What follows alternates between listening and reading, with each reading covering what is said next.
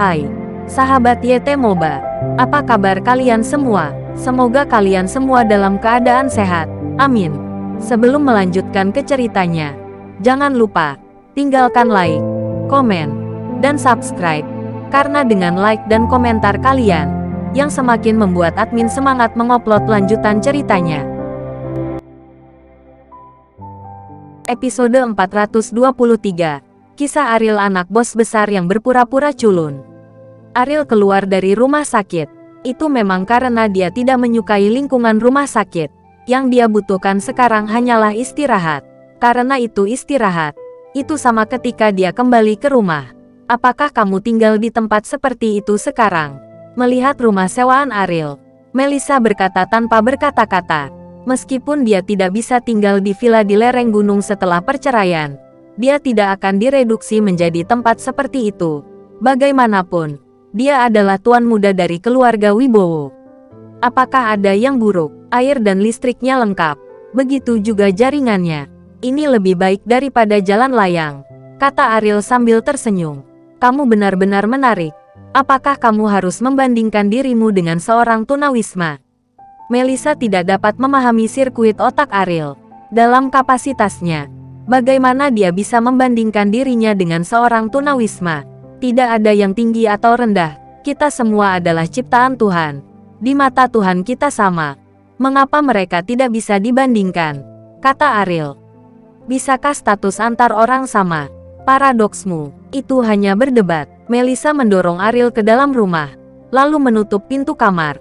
Mereka berdua tidak tahu bahwa seseorang di pintu seberang melihat mereka. Hari ini kebetulan hari Minggu. Baik Vira dan Sally sedang beristirahat di rumah. Mereka belum melihat Ariel dalam beberapa hari terakhir. Vira sangat memperhatikan pergerakan di sisi lain. Jadi ketika dia mendengar pintu dibuka, dia diam-diam pergi ke pintu untuk menonton. Setelah beberapa saat, dia tidak berharap untuk melihat ini, dan dia langsung kagum. Melissa, yang mengikuti Ariel, hancur bahkan di hadapan Sally dalam hal penampilan dan sosok. Apa yang kamu lakukan di pintu? Sally keluar dari kamar dan melihat Vira berdiri di pintu dengan linglung, dan bertanya dengan rasa ingin tahu. Saudari Sally. Ariel kembali, kata Vira. Sally tersenyum dingin. Dia selalu memiliki sikap buruk terhadap Ariel. Mendengar nama Ariel saja sudah membuatnya merasa terpengaruh.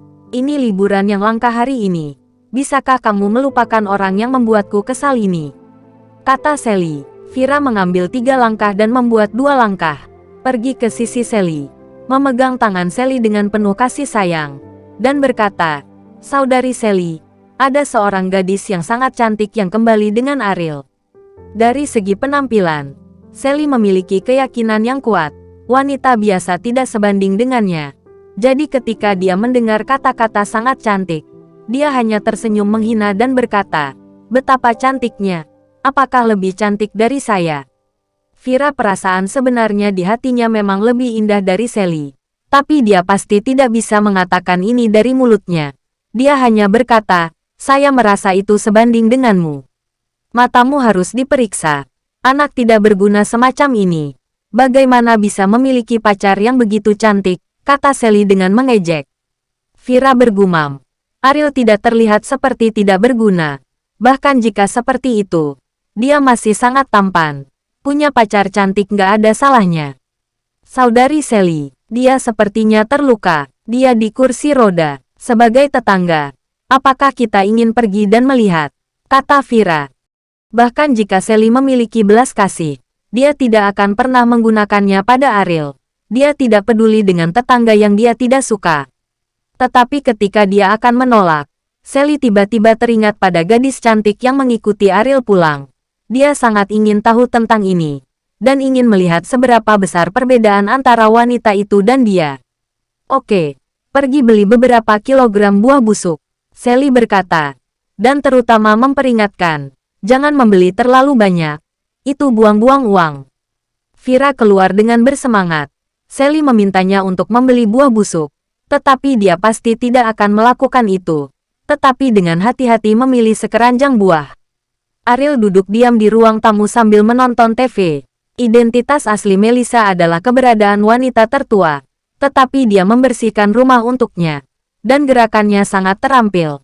Pada pandangan pertama, dia sering melakukan hal-hal sepele seperti itu.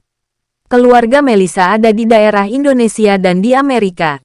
Lagi pula, itu juga keluarga kaya. Kamu, anak tertua, tidak akan buru-buru bekerja dengan para pelayan di rumah. Ariel bercanda dengan sebuah senyuman.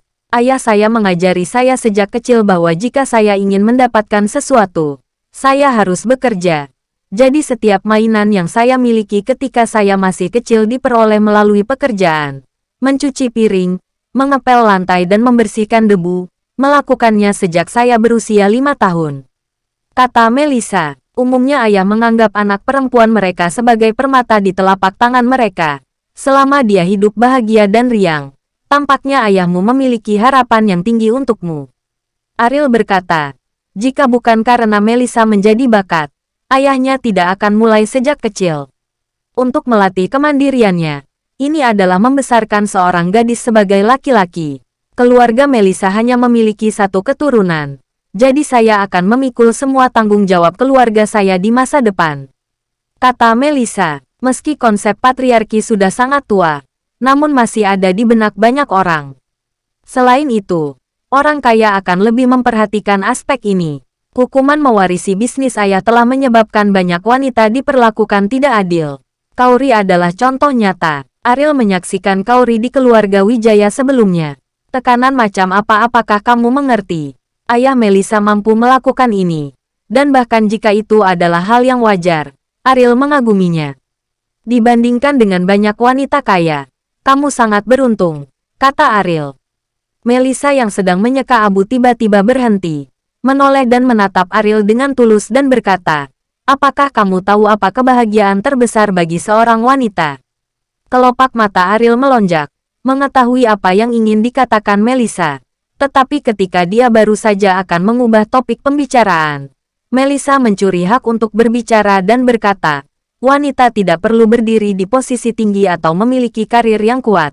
Menurut saya, kebahagiaan terbesar seorang wanita hanya untuk dapat menyukainya para lelaki itu bersama-sama, memiliki anak, dan mengajar suami dan anak-anak mereka. Mata Melissa berbinar dan panas. Jelas bahwa pria yang dia sukai adalah Ariel. Dan melihat ekspresinya, sepertinya dia masih menunggu jawaban Ariel. Pada saat ini, ketukan di pintu tiba-tiba berdering. Tidak peduli siapa yang datang, Ariel merasakan rasa syukur yang kuat di dalam hatinya. Meskipun dia telah menolak Melissa lebih dari sekali, dan dia tidak peduli lebih dari sekali, dia tahu bahwa setiap penolakan untuk Melissa itu adalah cedera besar. Setelah berhubungan dengan Melissa akhir-akhir ini, Ariel tahu bahwa dia memperlakukan dirinya sendiri dengan tulus, yang membuatnya sedikit tak tertahankan untuk Melissa. Pergi ke pintu sendiri, Melissa berkata dengan suara dingin dengan ketidakpuasan. Pertanyaannya terputus, dan dia dalam suasana hati yang buruk.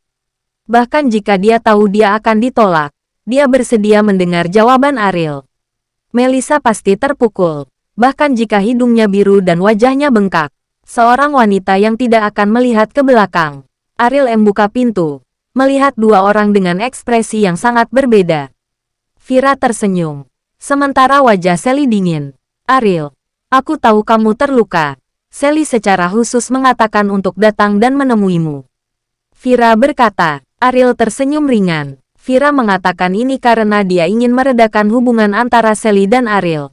Tetapi bagaimana mungkin Ariel tidak tahu bahwa itu adalah ucapan semata Vira sendiri untuk menemuinya. Ariel tahu betul sifat Sally.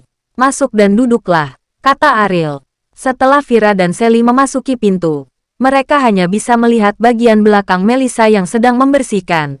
Tetapi hanya melihat ke belakang membuat Sally merasakan beban ancaman yang sangat besar. Sementara ini mengejutkan Sally. Ada juga banyak kebingungan. Bagaimana dia bisa menemukan pacar yang begitu cantik yang begitu berbudi luhur. Ini temanku, Melissa, kata Ariel. Mendengar ini, Melissa berbalik dengan sopan, tersenyum, dan berkata, halo. Meskipun Vira sudah bertemu Melissa, dia tidak bisa melihat dengan jelas, dan itu sedikit terdistorsi.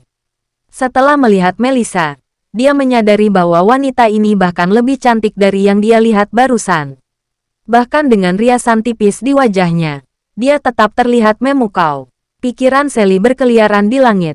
Penampilannya yang percaya diri menjadi malu di depan Melissa. Dan dia bahkan tidak memiliki keberanian untuk membandingkan dengan Melissa. Hanya ada satu pikiran di benak Sally saat ini. Bagaimana mungkin ada wanita secantik itu di dunia ini? Dan wanita cantik ini adalah pacar Ariel. Bersambung.